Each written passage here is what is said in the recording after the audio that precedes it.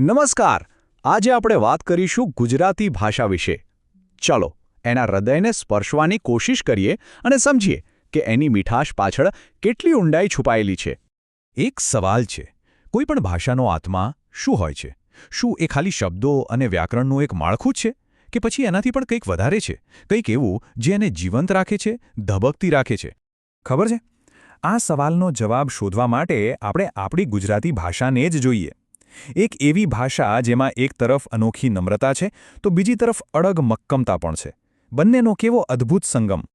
તો ચાલો આપણે એ જોઈએ કે મોટા મોટા મહાનુભાવો, મહાન વિચારકો આ ભાષાના સૌંદર્ય વિશે શું માને છે, એમણે શું કહ્યું છે. શરૂઆત કરીએ રાષ્ટ્રપિતા મહાત્મા ગાંધીથી. એમણે તો ગુજરાતીને હૃદયની ભાષા કહી છે. તમે વિચારો, આ એક જ વાક્યમાં કેટલું બધું આવી ગયું. એમણે જે કહ્યું ને કે એમાં નમ્રતા અને મક્કમતા બંને છે, એ વાત જે આ ભાષાના મૂળને પકડે છે. અને વાત ખાલી ગાંધીજીની નથી. નોબેલ પારિતોષિક વિજેતા રવિન્દ્રનાથ ટાગોર એ પણ ગુજરાતી ભક્તિ સાહિત્યથી એટલા પ્રભાવિત હતા. ખાસ કરીને જ્યારે એમણે વૈષ્ણવજન તો જેવા ભજનો સાંભળ્યા ત્યારે એમને આ ભાષાની આધ્યાત્મિક ઊંડાઈનો પરિચય થયો. પછી આવે છે આપણા રાષ્ટ્રીય શાયર ઝવેરચંદ મેઘાણી. એમના શબ્દો તો જુઓ.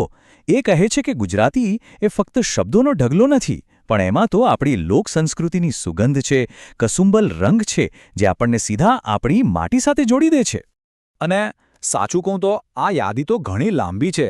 જેમ કે સ્વામી વિવેકાનંદે ગુજરાતીઓના સાહસિક સ્વભાવની અને એમની ભાષાની વ્યાવહારિકતાની પ્રશંસા કરી, તો આપણા પોતાના ઉમાશંકર જોશીએ કહ્યું કે ગુજરાતી ભાષા એ ભારતની સમૃદ્ધિનો એક અભિન્ન અંગ છે. અને એટલું જ નહીં, ફાધર વોલેસ જેવા વિદેશી વિદ્વાનો પણ એના વ્યાકરણ અને શબ્દભંડોળથી બહુ જ પ્રભાવિત થયા હતા. તો આટલા બધા વખાણ પછી સવાલ એ થાય કે આ ભાષાનું અસલી હૃદય ક્યાં ધબકે છે? ચાલો એનો જવાબ શોધવા માટે આપણે ગુજરાતી કવિતાના આત્મામાં ડૂબકી મારીએ. આ સફરની શરૂઆત કરીએ છીએ છેક 15મી સદીથી આદિકવિ નરસિંહ મહેતા સાથે. એમને ગુજરાતી ભક્તિ સાહિત્યના પ્રણેતા માનવામાં આવે છે. જરા આ પંક્તિઓ જુઓ. વૈષ્ણવજન તો તેને રે કહીએ. આ ખાલી કવિતા નથી, આ તો જીવન જીવવાનું એક દર્શન છે. આ પંક્તિઓ એ વાતનો પુરાવો છે કે ગુજરાતી ભાષા કરુણા અને સહાનુભૂતિ જેવા કેટલા ઊંડા ભાવોને કેટલા સરળ શબ્દોમાં વ્યક્ત કરી શકે છે. નરસિંહ મહેતાની ભક્તિમાંથી હવે આપણે આવીએ છીએ કવિ નર્મદના જોશ પાસે. એમને આધુનિક ગુજરાતી અસ્મિતાના શિલ્પકાર કહેવાય છે. એમણે જ તો સાહિત્યનો પાયો નાખ્યો.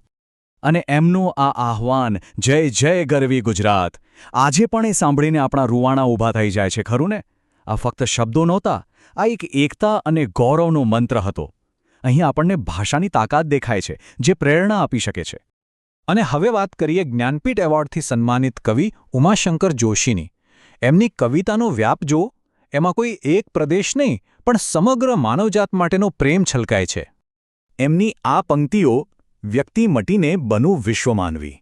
આ શબ્દો ગુજરાતી ભાષાની વિશાળતાનો પરિચય કરાવે છે.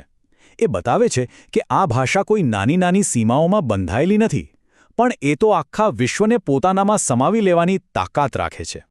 તો આ બધી સમૃદ્ધ કવિતા અને આપણી સંસ્કૃતિ, આ બધું આપણને એક બહુ જ મહત્વના સવાલ તરફ દોરી જાય છે કે ભાઈ આખરે શિક્ષણનો સાચો હેતુ શું છે? અને એનો જવાબ કદાચ કવિ નાનાલાલના આ શબ્દોમાં છુપાયેલો છે: જેણે હૃદય ખોલ્યું નથી તેણે કશું જ ખોલ્યું નથી. મતલબ કે સાચું શિક્ષણ એ નથી કે આપણે કેટલા પુસ્તકો વાંચ્યા, પણ એ છે કે આપણું મન અને આપણું હૃદય કેટલું ખીલ્યું.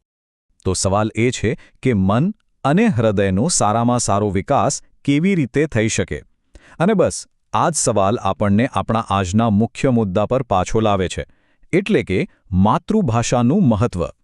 જરા વિચારીએ, જ્યારે કોઈ બાળક પોતાની માતૃભાષામાં શીખે છે ત્યારે એને કેટલા ફાયદા થાય છે. એક તો અઘરામાં અઘરા વિષયો પણ એને સરળતાથી સમજાઈ જાય છે. એ ગોખણપટ્ટી નથી કરતો, પણ મૌલિક રીતે વિચારે છે. એની સર્જનાત્મકતા વધે છે, એનો આત્મવિશ્વાસ વધે છે, અને સૌથી અગત્યનું, એ પોતાના મૂળ સાથે, પોતાની સંસ્કૃતિ સાથે જોડાયેલો રહે છે. એના માટે ઘર અને શાળા બે અલગ દુનિયા નથી રહેતી. આપણે આને આમ પણ સમજી શકીએ. માતૃભાષામાં શીખવું એ એકદમ કુદરતી છે, ફટાફટ સમજાઈ જાય, મગજ પર કોઈ ભાર જ નહીં.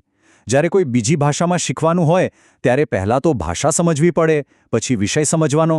એટલે એ ભાષા જ એક દિવાલ બની જાય છે. સમજવાની ગતિ ધીમી પડી જાય છે અને નવીન વિચારવાની ક્ષમતા પર પણ અસર પડે છે. અને જુઓ, વાત ફરીને ગાંધીજી પાસે જ આવે છે. એમણે આ વાત કેટલા વર્ષો પહેલાં કહી દીધી હતી. એમનું સ્પષ્ટપણે માનવું હતું કે કોઈ બાળકને એની માતૃભાષા સિવાય બીજા માધ્યમમાં ભણાવવું એ એના પર એક બિનજરૂરી બોજ નાખવા બરાબર છે. અને એમની આ વાત આજે પણ 100% સાચી છે. તો આ બધી વાતચીતનું સાર શું છે? આપણે ક્યાં પહોંચ્યા? આપણે પહોંચ્યા છીએ ભવિષ્યના એક મજબૂત પાયા તરફ. એક વાત સમજી લઈએ. જેમ કોઈ ભવ્ય ઇમારત ચણવી હોય તો એનો પાયો મજબૂત હોવો જ જોઈએ. બસ એ જ રીતે ભવિષ્યમાં ગમે તેટલું જ્ઞાન મેળવવું હોય એનો પાયો તો માતૃભાષા જ છે. જો એ પાયો મજબૂત હશે તો જ્ઞાનની ઇમારત પણ એટલી જ ભવ્ય બનશે. એ પહેલું અને સૌથી અગત્યનું પગથિયું છે. અને હવે જતા પહેલા એક સવાલ સાથે આપ સૌને છોડી જાઉં છું. જરા શાંતિથી વિચારજો કે આપણી પહેલી ભાષા, આપણી માતૃભાષા એ ખરેખર આપણા વ્યક્તિત્વને, આપણે જે છીએ એને કેવી રીતે આકાર આપે છે. આના પર મનન કરવા જેવું ખરું. નમસ્કાર.